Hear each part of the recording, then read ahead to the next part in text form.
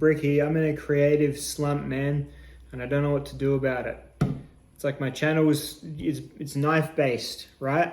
Your channel always struck me as more of a white people culture type endeavor, a cautionary tale against the catharsis of middle-class comforts. Yeah, knife based.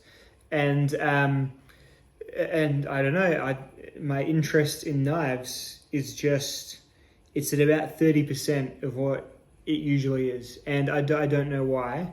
So I was just wondering if you had any ideas about what I should do to rejuvenate my interest in knives and in making knife content, because I don't think people would watch if I started making Xenoblade Chronicles 3 walkthroughs. So what do I do, man? Why don't you review something new and innovative? Perhaps some kind of frame-locking knife with scales of titanium in S35VN with a flipper mechanism.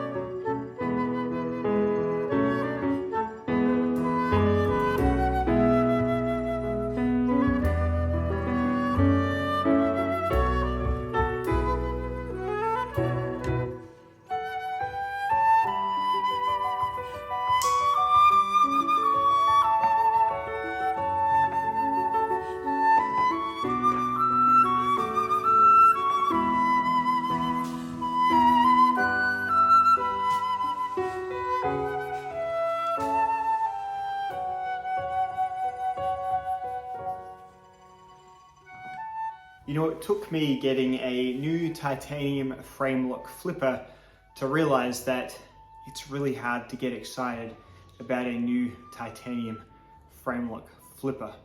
I did a little thing with Kaiser. I don't usually, but I was in a bit of a slump. Still may be, but I was in a little bit of a slump with this whole hobby, and I was in a receptive state, and Kaiser they got into my DMs somehow, because it's really hard to get into my DMs. I must have talked to them years ago. Joyce, you got into my DMs and said, hey, you want to pick a couple of things? And I was like, oh, yeah, I guess, yeah. All right. And so I picked the Squidward, I picked the Latvind, and I picked this for somewhat of a trinity of knife reviews. And by this, I mean the Kaiser Yorkie. So the Squidward and the Latvind, nice, sort of different-ish enough knives. I found myself wanting to use them and you know, getting amongst it and having a good old time with them. I sent the Latvind off to work with my wife, and we had a bit of a funny old, you know, wife review video that was probably the worst knife review that exists on this channel, but even still, it was a fun film to make. Yeah, I got to the Yorkie and I'm just like, oh, that's right. There is a million of these knives.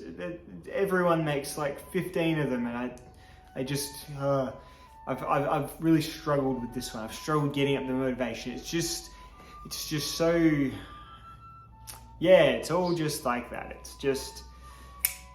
It's a highly competent knife that just doesn't do much of anything that I can really write home about. I'm already at home, so that will be pointless anyhow. But let's break it down into what we get, and maybe a little bit of history first.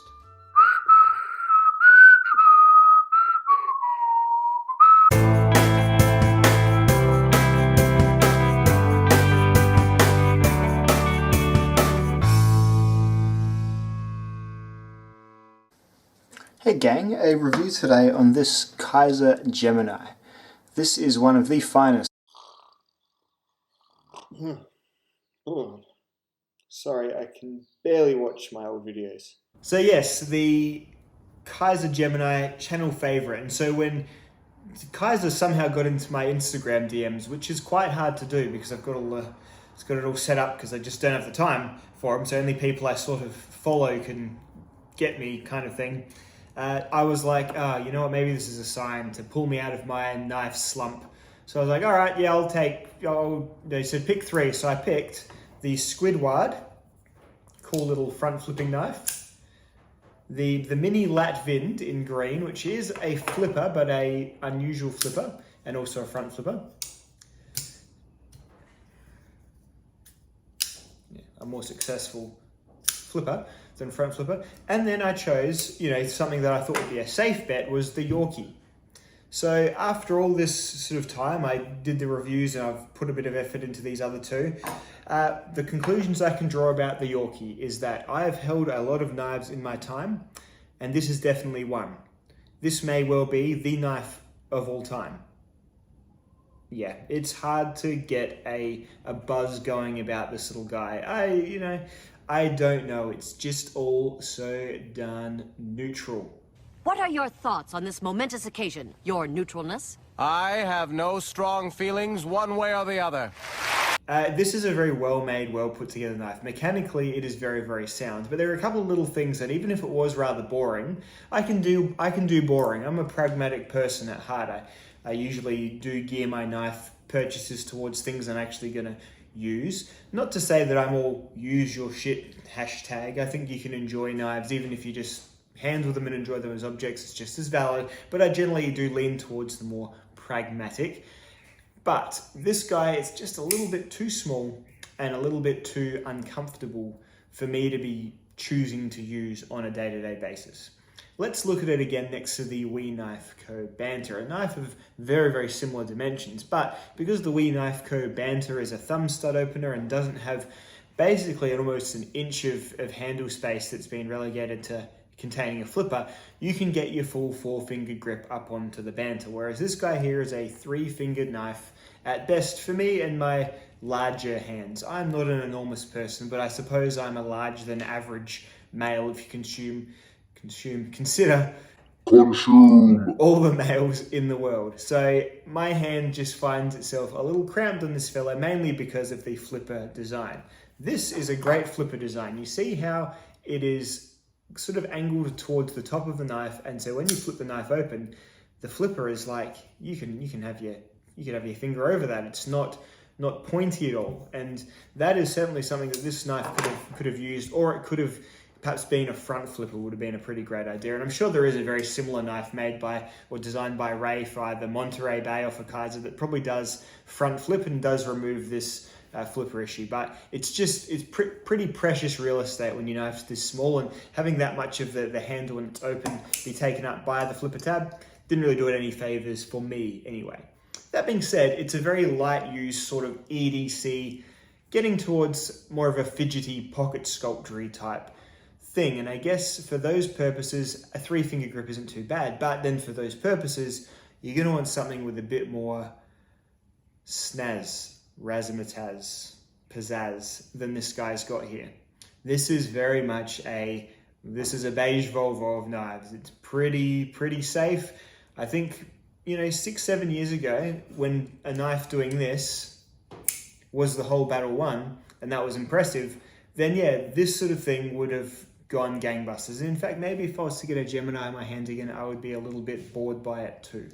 But this guy here is definitely feeling like something that would have been really, really amazing, 4 to 5 years ago. But now I think there's just been a dearth of frame lock flippers in titanium and S35V, and of course, that it's getting towards being, it's a bit hard to get enthused about it, let's say, despite it being a very well manufactured little piece. I can't believe you used the word dearth. So looking at the elements, titanium, obviously lighter weight, strong material for the scales. It's got an S35 VN blade. And this is another thing. A dearth of things probably. And I'm a bit of a steel nerd, I am, but I'm lately trying to be a more rational steel nerd and trying to resist getting into like the whole dearth. Some steels are bad. You know what the bad steels are? The bad steels are the unnamed steels, and the CRMOV steels with less than 9 of them in them. S35 is never going to be a bad steel. It's just not possible unless every other steel became so much better than it and it was truly the bottom of the barrel, which is still very much middle of the pack at least.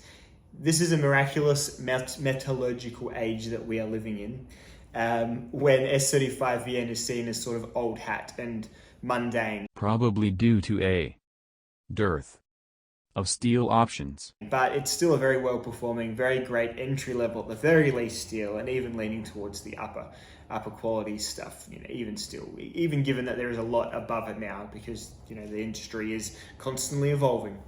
So you can't really complain about S35VN, but it certainly does add to that sort of mundane atmosphere around the knife. It's very much like it's a beige Volvo, that's for sure. That being said, quality piece for sure. Exciting piece, definitely not. And a piece for me in my hand, not really either. This knife is in fact a great candidate to send to some folk perhaps like Lindy and Richie over at Knife Modders. This is a knife that needs knife modding without a doubt. This is something that you can send off and get it vajazzled, get your show and shine really happening. Get some, what's the word, electrolysis? Is it dearth? No, anodization. Get some of that done to the handle. I don't know, get a different finish, get a mirror finish on the blade, get some funky backspaces or something going on there. That's the stuff that would make this guy here, it'd elevate above it just being like a template for a nice small titanium frame flipper. But right now, that's kind of all it is to me. It is the world's most neutral knife, and I struggled with this review because it cuts fine, it performs fine, it operates fine, it actuates fine, it does everything just fine, but I think it's more, maybe it's me where I am in the hobby at the minute. It's just certainly nothing that's going to ever really have it in my pocket again, and it will probably be the next good friend's gift, because that's how much I do regard it. I regard it well enough that I would certainly give this to a good friend, but bringing back my dad's scale from many moons ago certainly isn't for Dad for Father's Day just yet, I wouldn't say. Unless your dad has Nick Shabazz hands, then it may well be. Alright guys, I'll see you in the next video. Goodbye. Thanks for watching these films. Please like and subscribe for a dearth of other knife related and other content.